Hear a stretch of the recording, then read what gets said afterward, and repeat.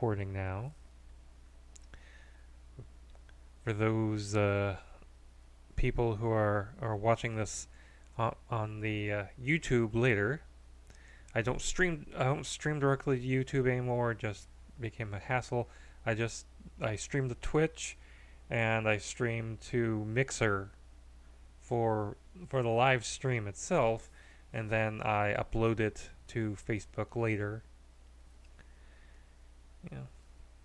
So, it's just easier that way. Anyway, again, welcome to Multiverse Tonight, the Raw edition.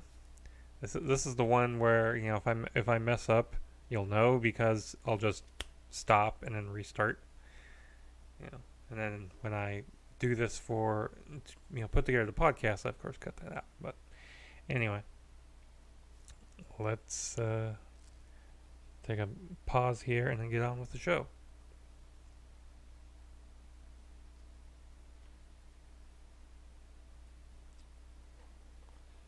Hold on here. One more thing I gotta do is I gotta change my stream deck here because it's set up for the comics edition. So I need to reset my mini stream deck here for the sci-fi edition. There we go.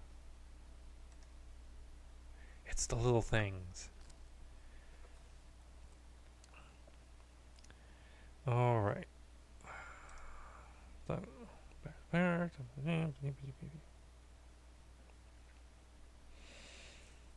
right. 3, 2, 1. Tonight, we have news from Star Trek Las Vegas. We discover a cookbook at the Galaxy's Edge, and Wil Wheaton files a lawsuit on the sci-fi edition of Multiverse Tonight. Comic books, sci-fi, fantasy, and more. If you're looking for a roundup of geeky news, you're in the right place. This is Multiverse Tonight.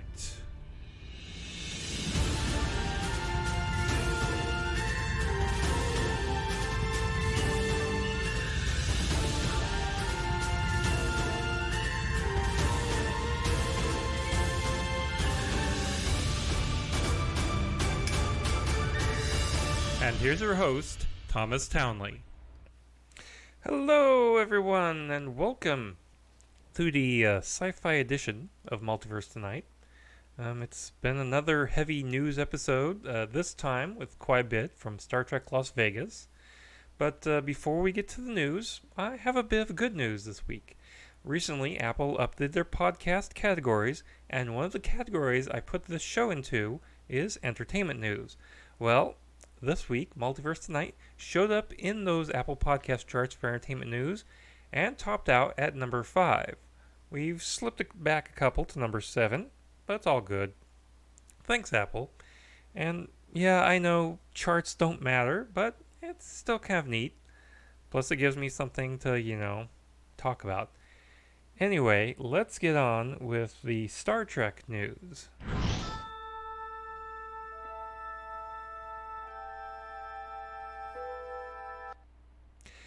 CBS and Viacom are moving one step closer to merging.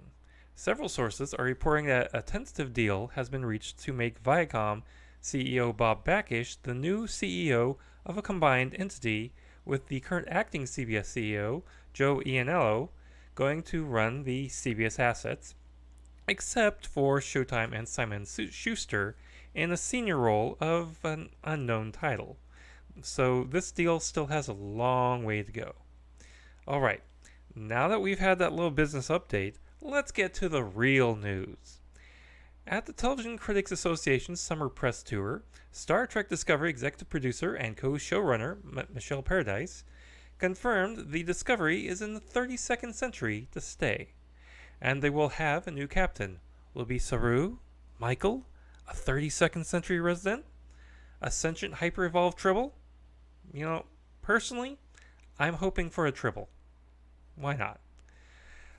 She also discussed how Discovery and Picard are both different and similar, saying, quote, I would say that it is in production, sort of size and scope.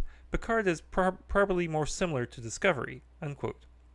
But she also said that the show will have some similarities to The Next Generation, saying, quote, in terms of the characters and the nature of the storytelling, Picard is probably more like The Next Generation, but of course, we're a number of years later now, so there are some shifts in the storytelling style, but I think it's a really nice hybrid of the two, unquote.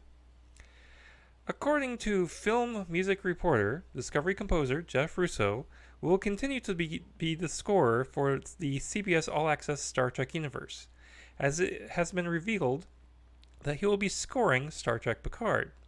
Russo has previously scored FX's Legion and Netflix's The Umbrella Academy. Also revealed was that the Section 31 series won't go into production until the production end of the Season 3 of Discovery. During the CBS All Access executive session, they confirmed that Star Trek Picard will premiere in the first quarter of 2020, and Discovery's third season will be coming out later in 2020. So, in other words, Picard first, then Discovery. We also have some merchandise news. First off, the Star Trek Discovery Season 2 Blu-ray will be out on November 12th. The Blu-ray will include all 14 episodes, plus the short treks, Runaway and The Brightest Star, plus 2 hours of special features, including featurettes, audio commentaries on 4 episodes, cast interviews, deleted scenes, and a gag reel. Star Trek Picard also has some merchandise as well. The series will be getting a prequel comic and novel. Starting in November, IDW gives us Star Trek Picard Countdown, a 3-issue comic book miniseries from Mike Johnson and Christian Beyer, which will give us the plot that is the focus that will focus on a mission that changes Picard's life. In other words, remember the trailer when they talked about that mission that changed his life? Yeah, this is where we get that mission from. So if you want to know, you'll have to buy the book, buy the comic book, and then you'll know basically the backstory. I'm sure they'll give you a Cliff Notes version in the show, but this is kind of the expanded version. Anyway, after that, Simon & Schuster's Gallery Books imprint will release the novel The Last Best Hope, written by Una McCormick, which will lead directly into the series and introduce us to some of the characters. Also announced are a couple of books set in the Kelvin timeline. The Order of Peace is written by Alan Dean Foster, and More Beautiful Than Death by David Mack. The Order of Peace will be out in April of 2020, and More Beautiful Than Death will be out the following August. If you want some new Star Trek reading in the more immediate future, out right now is Star Trek Discovery, The Enterprise War by John Jackson Miller. On August 13th is Star Trek, The Antares Maelstrom by Greg Cox. October 1st will see a reissue of Gene Roddenberry's novelization of Star Trek, The Motion Picture. October 8th has David Mack's Next Generation novel, Collateral Damage. And in December, a new Star Trek Discovery novel, Dead Endless by Dave Gallantier. And if you need something to drink while you're watching Star Trek Picard, or get hammered enough for Discovery, Star Trek Wines has just what you need. The 2016 Chateau Picard Bordeaux is an 85% Cabernet Sauvignon and 15% Merlot blend that is subtly smoky and spicy with a bright, fresh, clean tasting style. The wine spends 14 months in oak, 70% seasoned and 30% new. The United Federation of Plants wine is a 2017 Old Vine Zinfandel from across the Dry Creek and Russian River valleys in Sonoma County, California. It is a blend of 87% Zinfandel, 12% Petit Syrah, and 1% Syrah. It has aromatics of concentrated strawberry, blackberry, and plum preserves with a chewy layer mid-palate filled with hints of white peppercorn, sweet red, and black fruit. And of course, you'll need something to put that in. Star Trek Shop at Star Trek at shop.startrek.com has Chateau Picard wine glasses, tote bags, and shirts. Jeez, maybe I should be doing a wine podcast. One of the surprises in the Picard trailer was, of course, the return of Jerry Ryan as 7 of 9. We would later learn that Jonathan Del Arco was returning as Hugh, Riker and Troy show up, Data shows up. Could anyone else make an appearance? How about the Doctor? During an appearance at the London Film and Comic Con, Robert Picardo said to TrekkieGirls.com, where he revealed that he's in early discussion to appear in the next season of the show. Quote, I am pleased that they, CBS, have expressed interest in me. They have reached out to my agent about next season, so I'm looking forward to seeing what it is. As you know, I play 2 characters, primarily the Doctor, but also Louis Zimmerman. Louis Zimmerman, the engineer who created the Doctor's program, certainly will have aged. He's in the same timeline as Patrick Stewart and all the Star Trek The Next Generation folk. The Doctor, of course, like Data, doesn't age, but there are ways to address that, as we all know. I joked the other day that my daughter does visual effects. That's exactly what she does, is digitally correct actors. So I said, if they hire the 2 of us, she could make me look 25 years younger. Anyway, it'll be interesting to see when something happens. If something, but I might have a chance to be on screen with Jerry again. It would be an honor and a delight, obviously, to have scenes with Patrick Stewart. So, we'll keep our fingers crossed, unquote. Well, if not, he's always welcome to make a return appearance on the Orville. Back at Star Trek Las Vegas, it has been revealed that Star Trek Online's Age of Discovery storyline will be coming to an end with the launch of the next story called Awakening. When Awakening releases this fall, players will warp into the year 2410, where they will embark on a mission to recover stolen mycelial technology from Jalula and the Klingons. With the help of Lieutenant Commander Stamets, voiced by Anthony Rapp, in holographic form. Captains can also access Awakening to participate in a series of exciting patrols to repair time rifts, a brand new task force operation, and a special mycelial event which rewards players with the new T6 Lachi ship for completing the mission. Here's the trailer.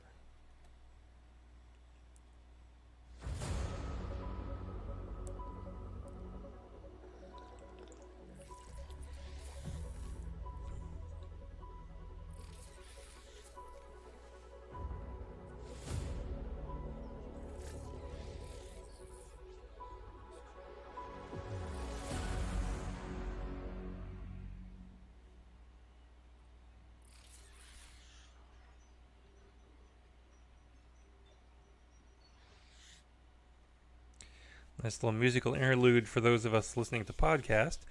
What was seen there was the mycelial network and his hologram forming in it, and he looks over his shoulder. So there you go. Awakening launches for PC players on September 10th. We also got some new info on Star Trek Lower Decks. At the Star Trek Las Vegas panel for the show, series creator Mike McMahon described the work that the show, the USS Cerritos, is involved in. Basically, the menial work that keeps the Federation running. Mike told the audience, quote, the specialty of the Cerritos is second contact. Second contact, you're showing up to the planet, you're finding the good places to eat, you're like the Yelp of Starfleet, unquote. Mike compared the storytelling of Lower Decks to the subplots on The Next Generation, saying, quote, my favorite thing about Star Trek is the B stories. Yeah, Picard is being tortured for information. Great, love that story. But then David accidentally locked himself in a bathroom. That's what I'm there for. Unquote. A few more details were given, like the menial task of the show's ensigns, including things like, quote, scraping carbon off slightly harder carbon, cleaning the holodecks, unquote. By the way, it's been 45 years since the last Star Trek animated series, and this one looks like it was well worth the wait. Now, let's go to the Star Wars news. Roger, roger. Darn droids. So, you watched The Last Jedi, And you remember one of the most iconic moments was Vice Admiral Holdo, who we've had no time to develop any feelings toward, just saying, using that last capital ship to punch a hole in the First Order's huge ship. So how did she get this idea? We find out in the Star Wars Age of Resistance special. The comic has 3 stories, one with Maz Kanata, one with BB-8, and one with a young Admiral Holdo. The comic is available now. So, here's some news to interest you into subscribing to the Disney Plus. CNET reports that Disney Plus will have Star Wars Episodes 1 to 7 at launch, as well as Rogue One, The Last Jedi, and Solo: A Star Wars Story, which have... So here's some news to interest you into subscribing to Disney Plus. CNET reports that Disney Plus will have Star Wars Episode 1 to 7 at launch, as well as Rogue One. The Last Jedi and Solo: Star Wars Story have previous commitments to Netflix and probably won't show up on Disney Plus until a year or so later. The new movie, Rise of Skywalker, will be the first of the franchise to show up on Disney Plus exclusively. We will get a first look at Disney Plus at Disney's D23 Expo on Friday, August 23rd. We also have a progress report on The Mandalorian from Jon Favreau. He recently let it be known on Instagram that the show is in the process of being scored, with an artist rendering of IG-11, a bounty hunter similar to IG-88, with the caption, "Scoring Season 1 of #The Mandalorian."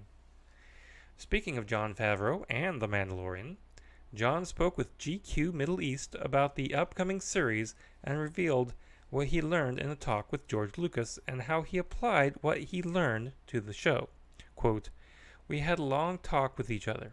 One thing he said to me was, 'Remember, Jon, the real audience for all stories and all myths is the kids that are coming of age,' because he's really a Joseph Campbell adherent."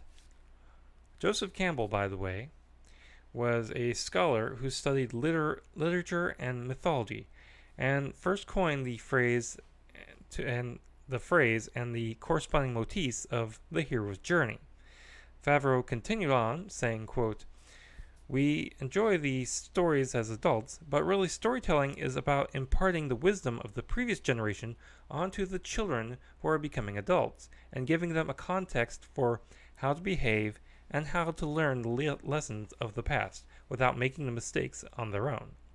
That's the hope, that you can teach them how to avoid all the hardship but garner all the wisdom." Unquote. The Mandalorian launches with Disney Plus on November 12th. Now we're cooking. Disney and Inside Editions are publishing a cookbook called Star Wars: Galaxy's Edge, the official Black Spire Outpost cookbook. The book is written by Mark Simarak, who wrote Hidden Universe Travel Guides, The Complete Marvel Cosmos, and Chelsea Monroe Castle, who had previously worked on a number of fantasy-themed cookbooks.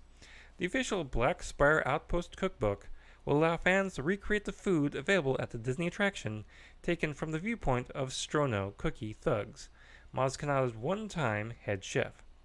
After working for Maz, he traveled the galaxy, picking up food tips and then writing them down in the cookbook. The 176-page book will be released on November 5th. Now, let's go to the geek news. Wil Wheaton has lawyered up. Yes, Wil and his loan-out company, Media Dynamics, filed a lawsuit against legendary Geek and Sundry for an alleged breach of contract, claiming that he's been shorted profits from a web series. Here's his case. Wil claims Legendary, back in 2015, hired him to create, write, exec produce, and host a web series called Titan's Grave: The Ashes of Volcana, for which he'd be paid $50,000 and get a 50% net profit from the series. Legendary had the exclusive rights for distribution and promotion, but were supposed to consult with Wil before doing so. The actor now claims that Legendary didn't talk to him before negotiating agreements with Sinclair Broadcasting, Hulu, and Pluto TV. Will presumes that Legendary has been collecting large fees from those deals, and so he is therefore owed a share of those monies. But Legendary won't let him look at the books. Therefore, Wheaton is seeking at least $100,000 in damages and asking the court to order a full audit of the books. We will continue to follow this case as it goes forward. Guillermo del Toro has been honored with a star on the Hollywood Walk of Fame.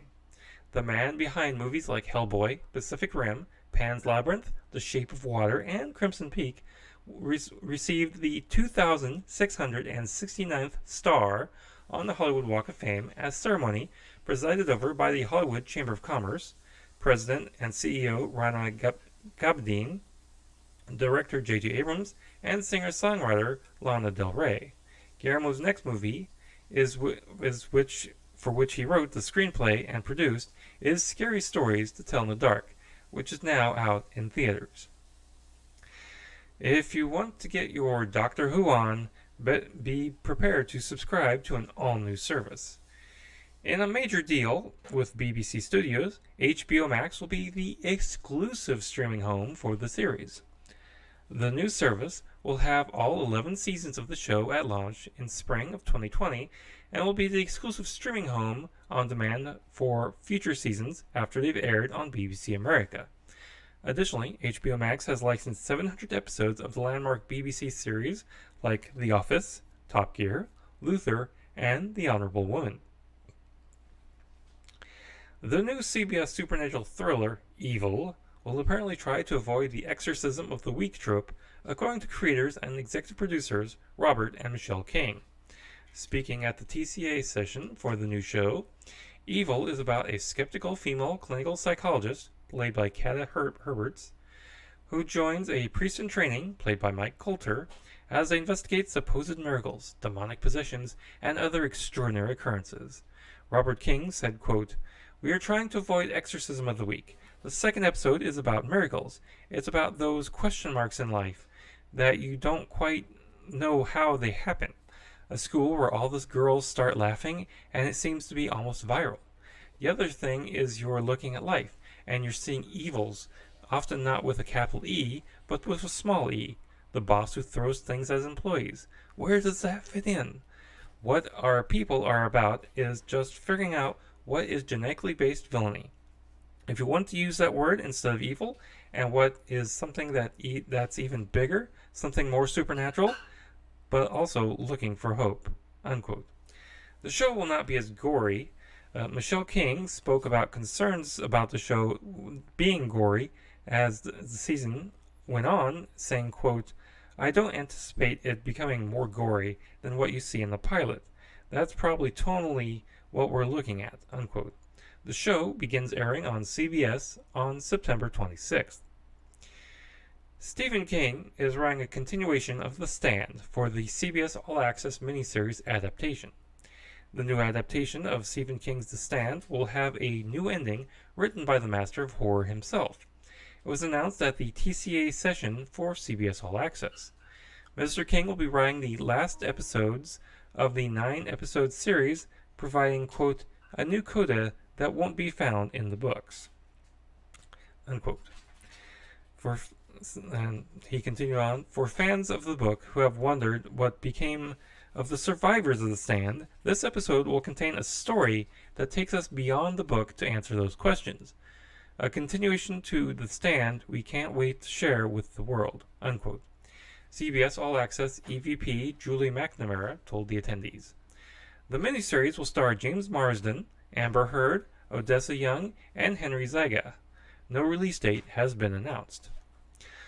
Also announced at the TCAs by CBS All Access is a new series adapting The Man Who Fell to Earth, the novel by Walter Tevis that was turned into the David Bowie movie. The series will be written and co-produced by Alex Kurtzman and Ginny Lumet. The Man Who Fell to Earth will follow an alien who arrives on Earth at a turning point in human evolution and must confront his own past to determine our future. The series will be co-produced by CBS Television Studios and Tandem Productions, a Studio Canal company, in association with Secret Hideout and Timberman Beverly. Studio Canal owns the rights for both Walter Tevis's book as well as the iconic Nicholas Roeg film with David Bowie. Alex Kurtzman and Jenny Lumet told the audience, quote, Walter Tevis's visionary novel gave us a tech god Willy Wonka from another planet, brought to life by David Bowie's legendary performance, that foretold Steve Jobs and Elon Musk's impacts on our world, unquote. The series, they went on to say, the series will imagine the next step in our evolution, seen through the eyes of an alien, who must learn that what it means to become human, even as he fights for the survival of his species, unquote. No word on when this is expected to air. The Dune movie has shifted. By a month from November 20th to December 18th, 2020. No word on what movie will air on that date instead. In its new slot, it will face off against Steven Spielberg's West Side Story, Paramount's Coming to America 2, and Sony's Uncharted starring Tom Holland. And sadly, we end tonight remembering actress Barbara March, who passed away on August 11th at the age of 65. Barbara will be best known for her portrayal of Lursa, the Klingon sister of Duras from the Star Trek The Next Generation episodes Firstborn and Redemption, the Deep Space Nine episode Past Prologue, and Star Trek Generations. She was a classically trained actor starring in her home country of Canada. She also was a playwright and novelist as well. She is survived by her husband Alan Scarf, her daughter Antonia, and her son John. She died after a battle with cancer. Well, that brings us to the end of another Multiverse tonight.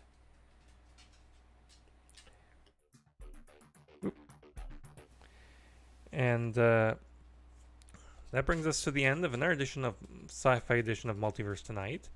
Now, be sure to check us out on our social media. We're at Twitter at Multiverse Tom. We're also on Facebook and Instagram as Multiverse Tonight as well. And if you'd like to contribute some money, please visit mtpodcast.com to go to our Ko-fi or Patreon links as well, and be sure to visit multiversetonight.com to check out our affiliate marketplace links, the link to our TeePublic store, show notes, columns, and so much more. And if you're a subscriber, be sure to share us with your friends, and if you're brand new to the show, please be sure to subscribe. And leave us with some feedback and let us know how we're doing. Special thanks to Shane Ivers for our intro music and Lobo Loco for our outro theme music. Thanks for watching the Sci-Fi edition of Multiverse Tonight. We'll be back in 2 days with the comic book edition. Now, please exit the universe in an orderly fashion. Good night.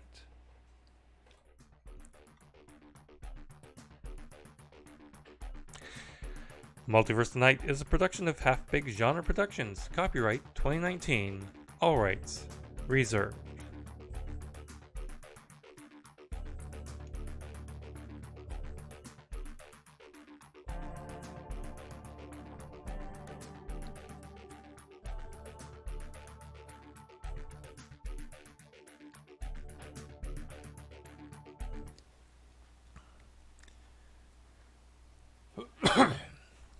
Alright. That does it for the Sci-Fi edition. Now on to the Comics edition. Let me do a little reset for that.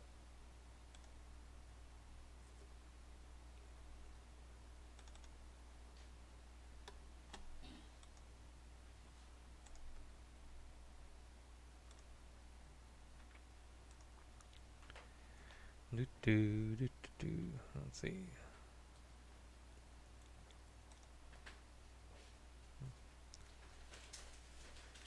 Not bad.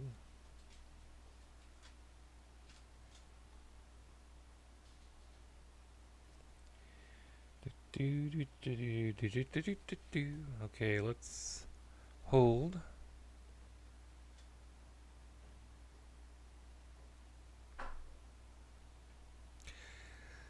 Tonight, Kevin Smith talks Snyder Cut, Disney Plus gets bundled, and we look back at Smallville Con with an interview with Ande Parks on this comics edition of Multiverse Tonight. Comic books, sci-fi, fantasy, and more. If you're looking for a roundup of geeky news, you're in the right place. This is Multiverse Tonight.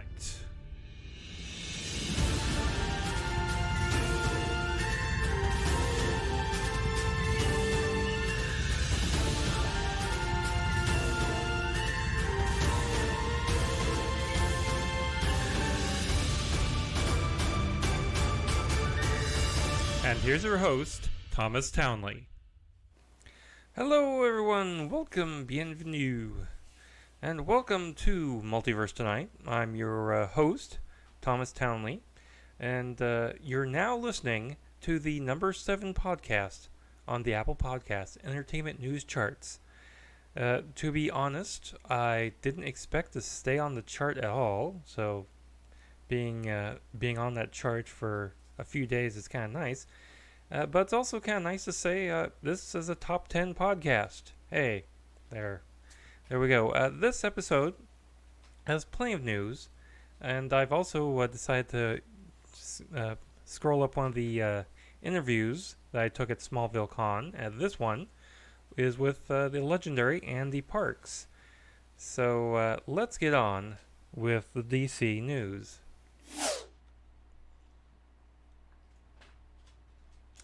Now, we begin DC News with Kevin Conroy, the voice of Batman for a generation, will finally get to step in front of the camera. Announced at the Television Critics Association summer event, Kevin will appear in this year's Arrowverse crossover, Crisis on Infinite Earths, as an older Bruce Wayne. Could he be the Arrowverse's Bruce Wayne?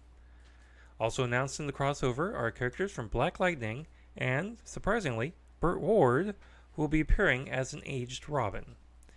The departing Arrow star, Stephen Amell, is working on the final episodes of the series, while reflecting on the series at the TCA summer event, where he revealed that his favorite episode of the series is Season 2, Episode 20, Seeing Red. It's one that Amell said was, quote, a really beautiful episode, unquote. The episode in question saw some touching moments between Oliver and his mother, and saw Moira revealing that she knows that Oliver is the Arrow and that she couldn't be more proud of him.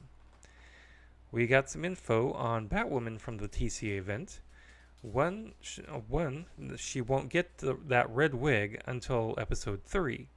The first few episodes are the origin story, and she won't initially even have her own costume. Initially, she'll be modifying a suit from her cousin Bruce, after she comes across Bruce's secret that he was the Batman. Emphasis on the was. It is also revealed that Tommy Elliott, who becomes the villain Hush, will show up in episode 2, and that the villain for the season will be Magpie, a jewel thief who developed an obsession for beautiful things while curating Gotham's museum. Black Lightning will be returning sooner than expected. The show's Season 3 premiere has been moved up to October 7th. Batwoman starts the chain on October 6th, then Black Lightning, followed by The Flash on October 8th, Arrow on the 15th, and Legend of Tomorrow coming back in January 2020.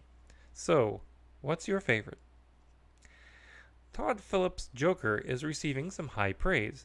Cameron Bailey, the co-head and artistic director of the Toronto International Film Festival, has called it a, quote, cinematic achievement on a high level, unquote.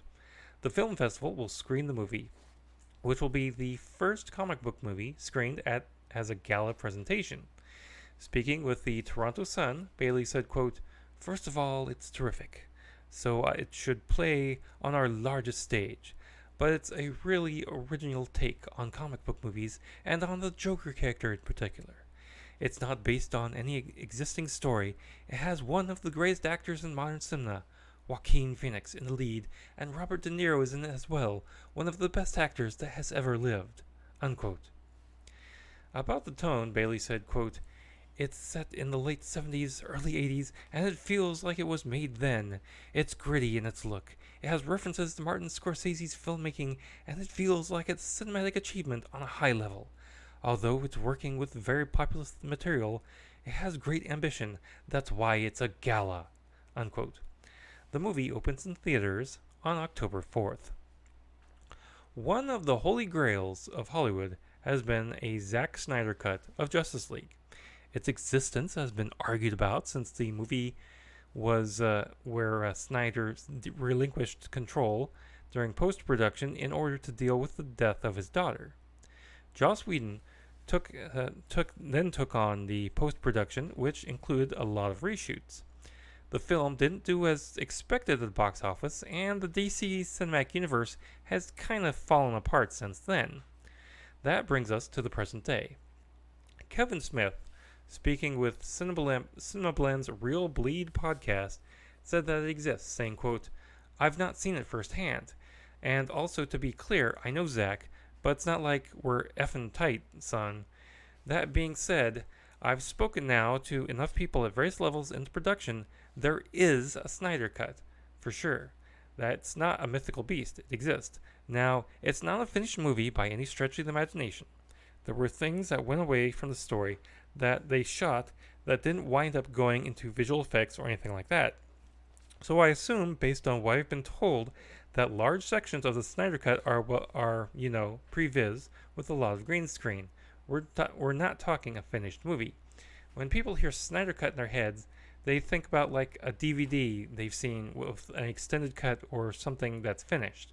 The Snyder Cut, that again I haven't seen, but the one I've heard everyone speak of, was never a finished film. It was a movie that people in production could watch and fill in the blanks. It was certainly not meant for mass consumption. I feel confident that the audience could handle that production of the movie without being like, I know there's a common thought process, probably within the studio, and again, no studio was said this to me, but I would assume that they're like, we can't show people like this. Yes, there's a Snyder Cut, but no audience would be able to look at this and see what the director's intent was. I disagree. That should seem like common wisdom, because everyone also wants to put their best foot forward. But I think the audience now, particularly the audience that would consume the Snyder Cut and discuss it at great length, can watch a work print. They can watch a work in progress and fill in the blanks in their heads. Every studio likes to make money. They do multiple incarnations of movies and on video all the time. This could just be more of those. All they have to do is lend their audience a little more credence to be like, look, they'll get it. Put up a bunch of bleep disclaimers, including one from Zach himself at the head of it, going, obviously the movie wasn't finished, but here's what we were thinking. There's definitely a way to do it. They could definitely shoot a version of that flick where, they put Snyder into it, explaining what would have gone, what would have went here, what would have went there, unquote. Whew. Man, can that man talk. Here's the 10-penny version of that whole long speech. In other words, yes, it exists. Will it ever see the light of day? Probably not. Ooh, now let me run a quick ad here while I wet my lips. I'd like to thank you for listening to this edition of Multiverse Tonight. One way you can support this show is to listen to it through the Radio Public app.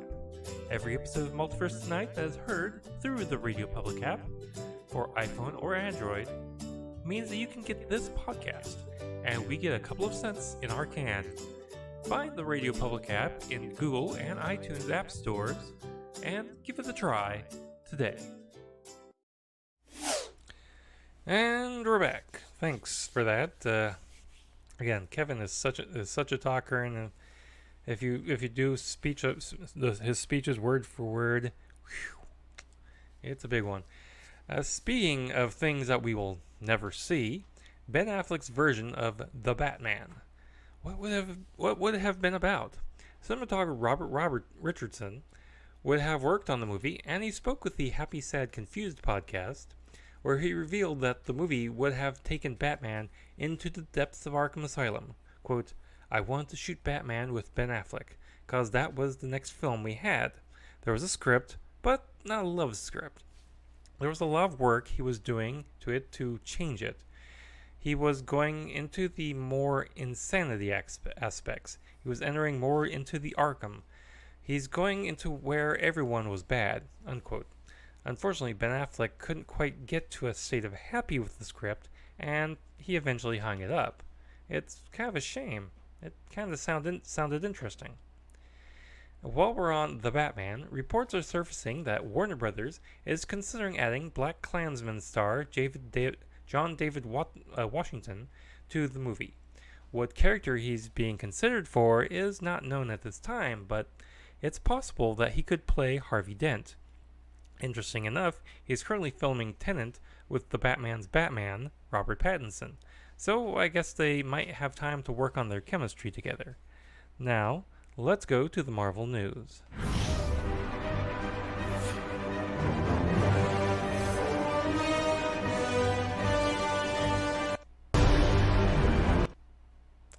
Alrighty then. ABC is in active talks to bring a new show with a female superhero to the network. ABC Entertainment President Carrie Burke spoke to Deadline.com and said, quote, "I've spoken to Marvel, and we are in active talks about one project in particular," unquote. And while she wouldn't give away any details, she said the character would be, quote, "something brand new, mostly," unquote, and that the series would fit in with the strategy of female-focused superheroes. The network's current MCU show, Agents of S.H.I.E.L.D., is currently winding down with its 7th and last season. Disney Plus is getting ready to come out in a big way. First off, it's been revealed that at the latest Disney investors meeting that Disney Plus will be available with a bundle with Hulu and ESPN Plus for the low price of $12.99. And the first people who will be able to subscribe to Disney Plus will be members of D23, the Disney Fan Club. There are a huge list of shows and movies that were revealed, and I'll have that in the show notes for you to peruse at your leisure. Let's just say there's a lot. All sorts of TV shows, everything. Disney Plus will launch on November 12th. Rob Liefeld thinks he's found the role for Dwayne "The Rock" Johnson in the MCU. Posting to Instagram, the comic book creator posted, quote, "Dearest at The Rock, based on reports of outstanding chemistry between you and a familiar friend, I believe the next logical step is for you to join the Marvel Universe as Garrison Kane in a future Deadpool installment," unquote. Liefeld continued on in the Instagram post, quote, "You're a natural, and Kane is already celebrated by millions of comic fans who have thrilled to his adventures since I first introduced him in X-Force #2. Your pal, Rob," unquote. So, would you like to see The Rock in Deadpool 3? Speaking of actors, Amanda Seyfried, speaking with MTV, revealed that she turned down the chance for a major Marvel Cinematic Universe role because she didn't want to be tied down by the role. Quote, "I turned down a Marvel Studios movie once, and they haven't called me back since," Seyfried told MTV, "and it was a big one. I don't regret it because I didn't want to be green for 6 months out of the year. They tell beautiful stories through superheroes, and my daughter's now really obsessed with superheroes now, and part of me wishes I'd done it. But the other part of me is like, I had a life to live, and I don't think I would be very happy," unquote. So, she didn't want to be green. Could that role have been Gamora? We'll never know. According to the New York Post, the New York City Council voted to approve a proposal to co-name University Avenue between Brant Place and West 176th Stan Lee Way. The proposal still needs approval from Mayor Bill de Blasio. Lee formerly lived at 1720 University Place. He attended high school at DeWitt Clinton High School in the Bronx, and he passed away on November of 2018. Now, let's go to the geek news.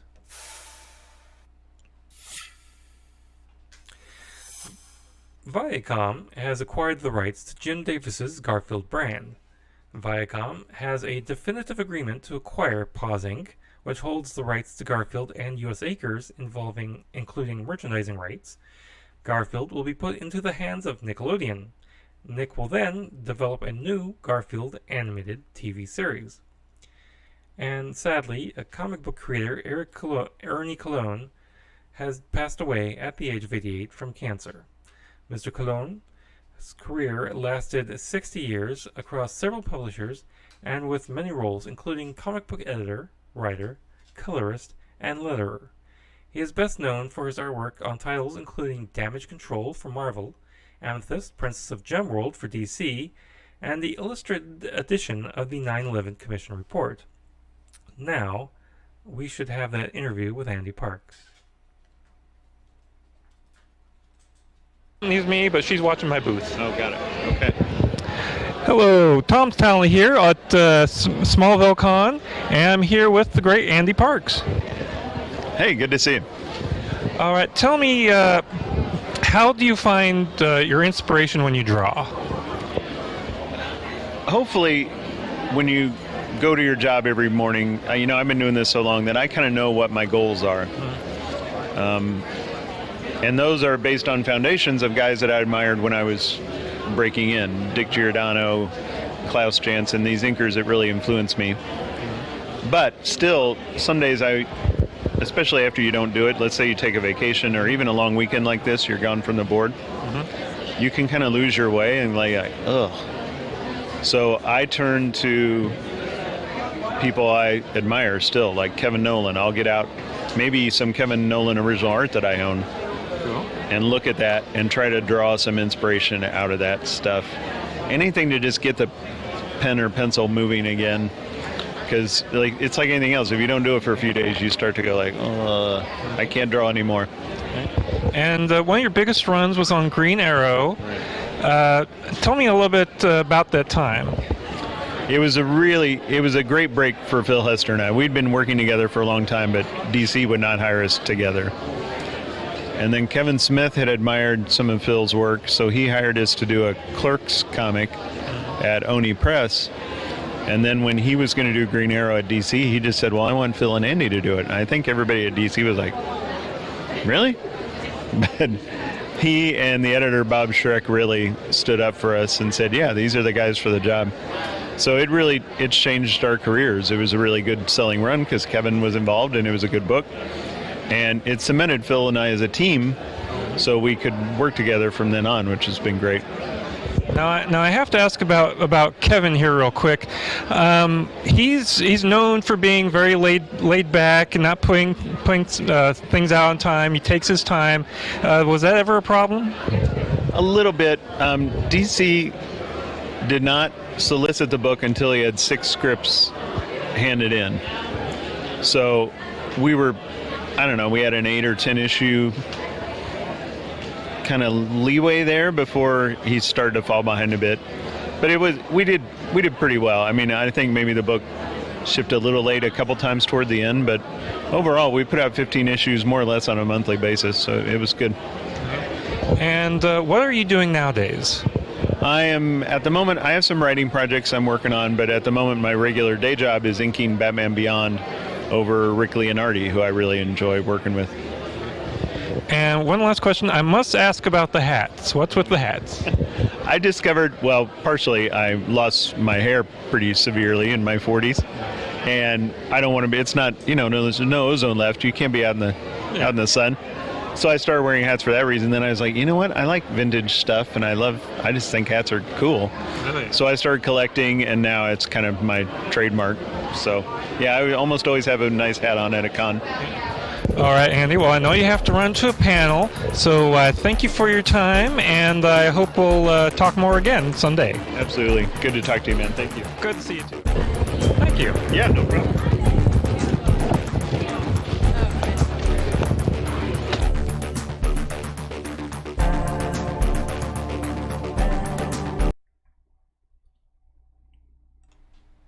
Mr. Parks was a very nice guy, and I caught him just before he went to his panel, so it was very nice to sit down and give me a few minutes of his time.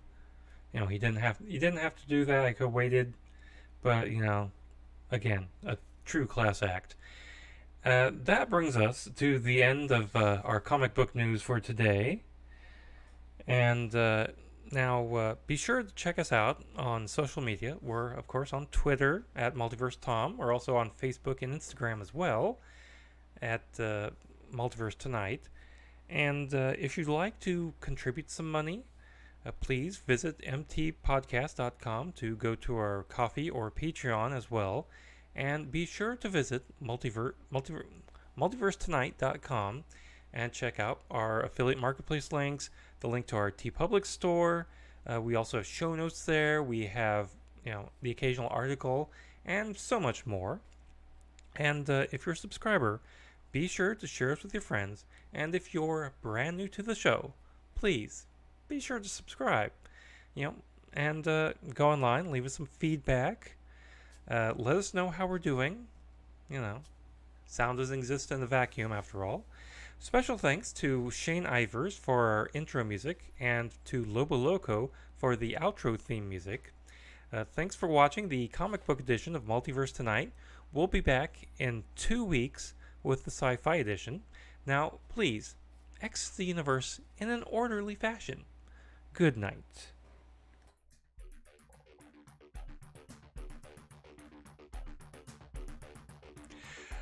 Multiverse Tonight is a production of Half Baked Genre Productions. Copyright 2019. All rights reserved.